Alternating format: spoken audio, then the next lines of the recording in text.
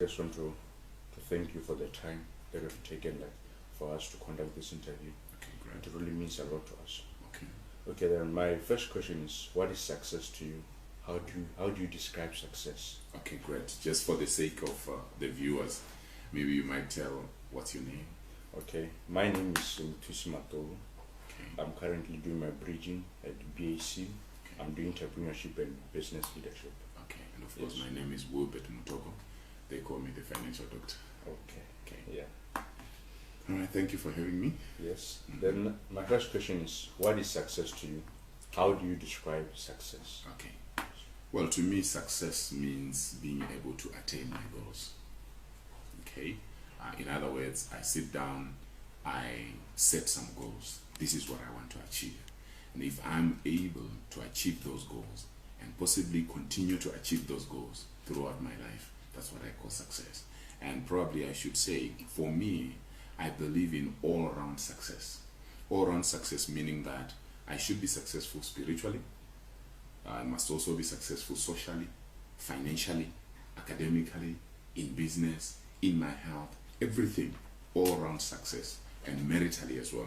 Because what I have seen is you can be, let's say you are successful financially, you have a lot of money, but your family is falling apart. How do you enjoy that money? That's a problem. Okay. Probably you are very successful academically, or you're successful financially, or you're successful in business, but your health is failing you. You can't even enjoy, you can't eat what you're working. Yeah.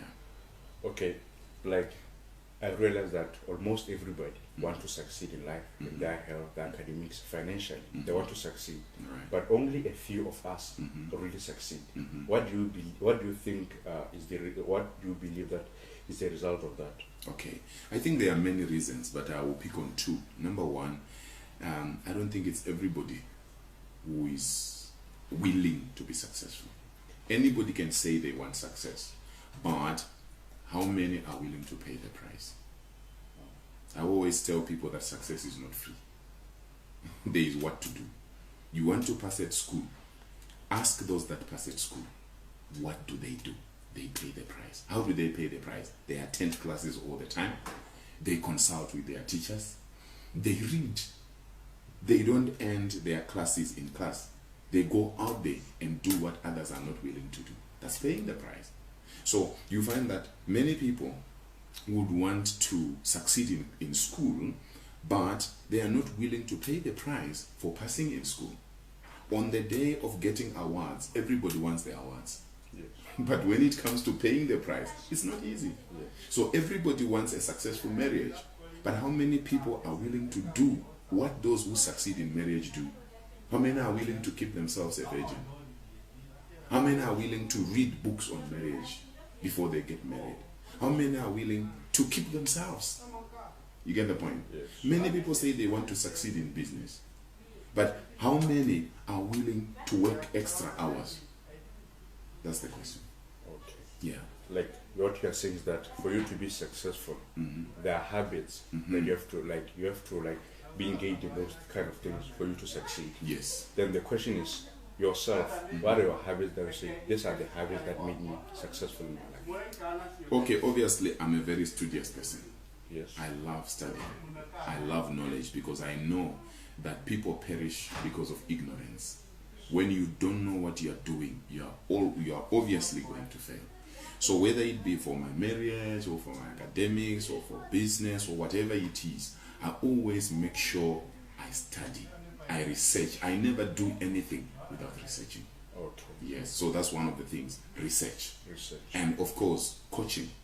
I have mentors. I have coaches. I have coaches for business. I have academic coaches. I have marriage mentors that mentor me on the path. I don't take things for granted. I always believe that if you have somebody who has succeeded in a particular area and you follow what they have done, you will also succeed. There are principles for everything. Okay. Like success to you have to be like complete. You have to be successful in your health, your marriage, your academics. Yes. How do you schedule time for you to succeed in all those kind of things? It boils down to planning. If you are not a planner, that's why somebody said if you fail to plan, you are planning to fail.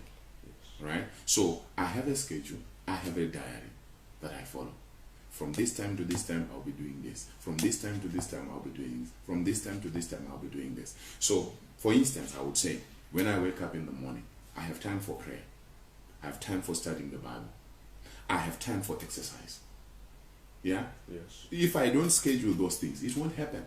And then when it comes to finances, I save before I start spending. Yes. Because if you try to save something after spending, you know how it is. It's very difficult for you to minimize spending. So I make sure I save before I spend. So my things are written down. In terms of finances, again, my wife and I sit just before the year begins. We do an annual budget.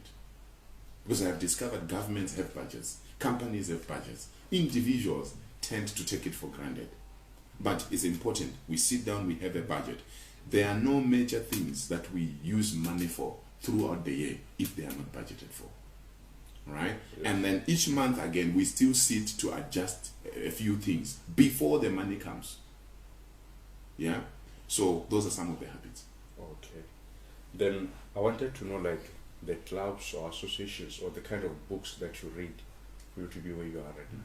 Well, I'm passionate about finance. That's why they call me the financial doctor. And I belong to the Association of Botswana Financial Advisors. And I also belong to a number of other associations. I don't know whether you would call church an association. But I would say Jesus has played a major role in my life. Okay. Whatever I do, even when I write books, it's Jesus that influences me. Okay. And whatever I do stems from the Word of God that says, anything that I desire to see others doing for me, I must do it for them as well. So I'm moved by the love of God to help others. Okay. Yeah. And of course, we are talking about books. One of the major books that has really transformed my life, or I should say the major book that has transformed my life, is the Bible. The Bible. Okay. And then there is a book written by Robert Kiyosaki, Rich Dad, Poor Dad. It also touched my life a lot. And then, of course, as you know, I've written a few books as well. Believe me, those books also inspire me, because many times I get emails, I get SMSs from people that tell me they've read my book and it has transformed them. And I'm like, really? Okay, let me go and reread it again. Oh. Of course, I'm sure you know about my best-selling book, 15 Secrets for Personal Financial Success. Okay. And then I wrote another one called 16 Mistakes Singles Make.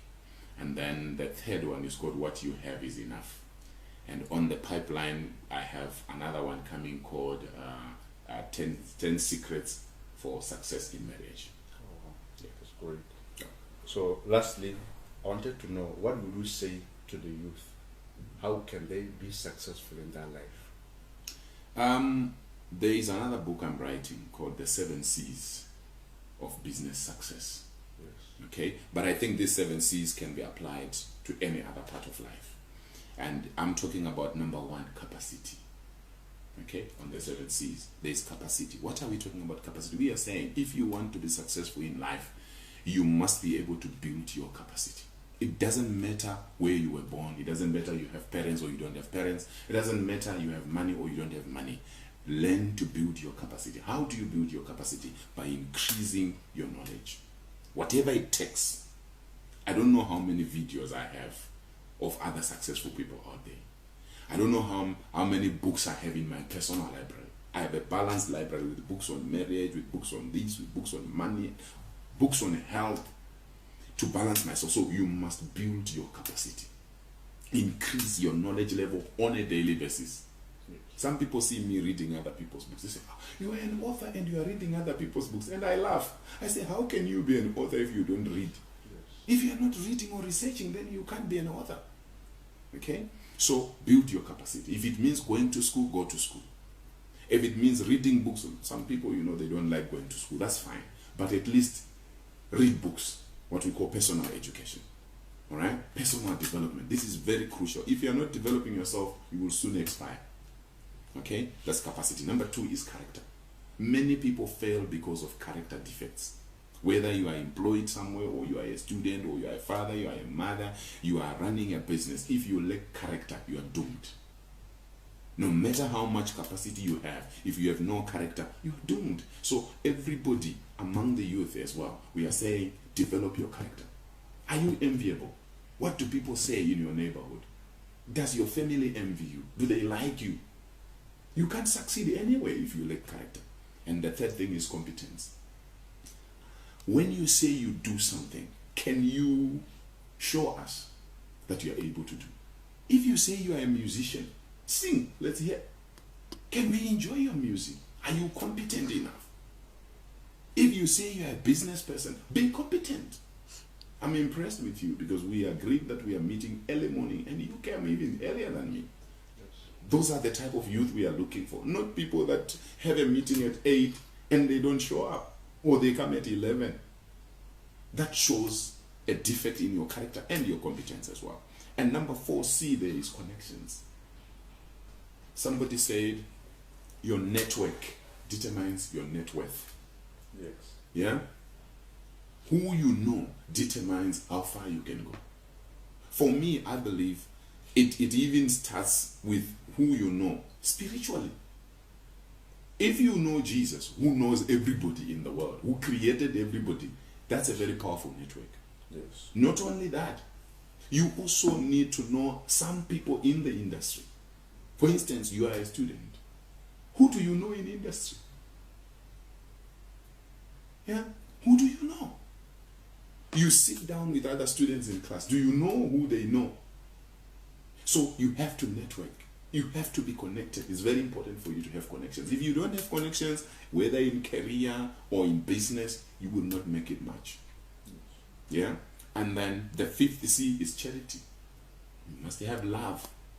If you lack charity, your success is limited.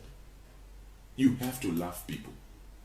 If you are in business and what you only want is money, or you are a student and only what you want is money and you don't care about everybody else, you don't know what you are missing. You have to love people from the bottom of your heart so that you'll be able to save others. And remember, money is in solving problems.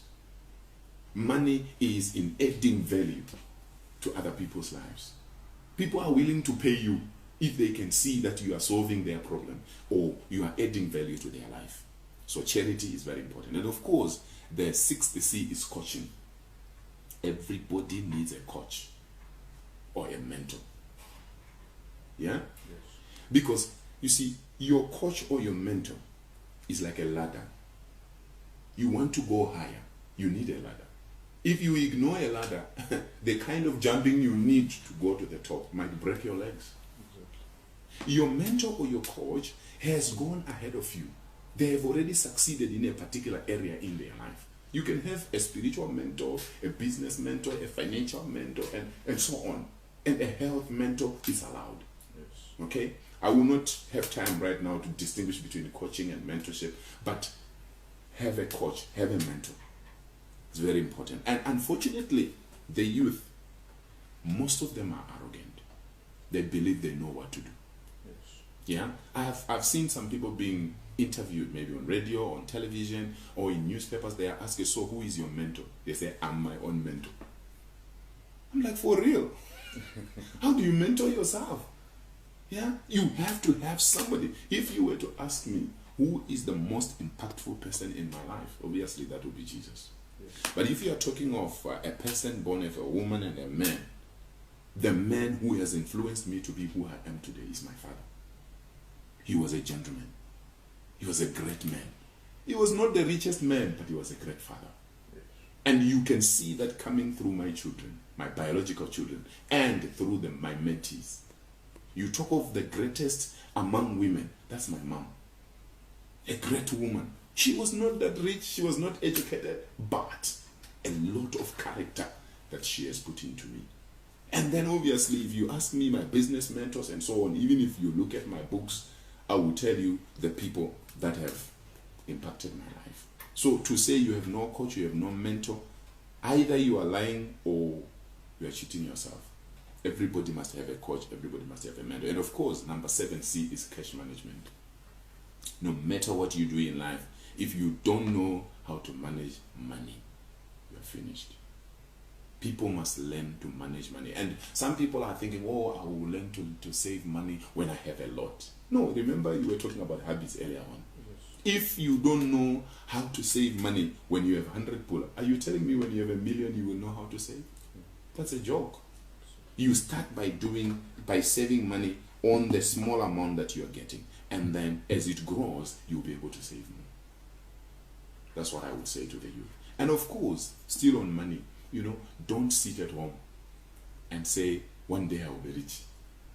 And sometimes what I've seen with youth is they look at people like Aliko Dangote, the richest black man in the world. They look at the richest man in the world, Bill Gates. Say, oh, I want to be like that. I want to be like Mark Zuckerberg. That's very good. Remember, you are you. Be the best version of you. Don't try to copy other people. Because you see, those are different generations after all. There is what you can do today. Start from where you are. I always say to people, think global, but start local. Think big, but start small. For you to complete school and sit at home and say, Kana, there are no jobs. Oh, what business can I do? Sell sweets. Sell airtime. All these great people, Bo Henry Ford, they became great, but they started by selling newspapers when they were 6. You have to start from somewhere. You can't start big. Start from somewhere. So let all the youth begin to do something. And then if you are a student, I would say maximize that time. Maximize that time. That's the time for you to do your connections. That's the time to develop your capacity. That's the time to develop your character so that you can have references from other people. And that's the time to develop your competence, your charity, your coaching, and of course, your cash management right from that allowance that you are getting. Save 10% or more before you spend any money. No, that's really inspiring, okay. Motivating. No, I believe that's the end of our interview. Okay. And I thank you very much for your time. It means a lot to us, like I said. I hope it will be helpful to you. It will be helpful. And to your friends. Exactly.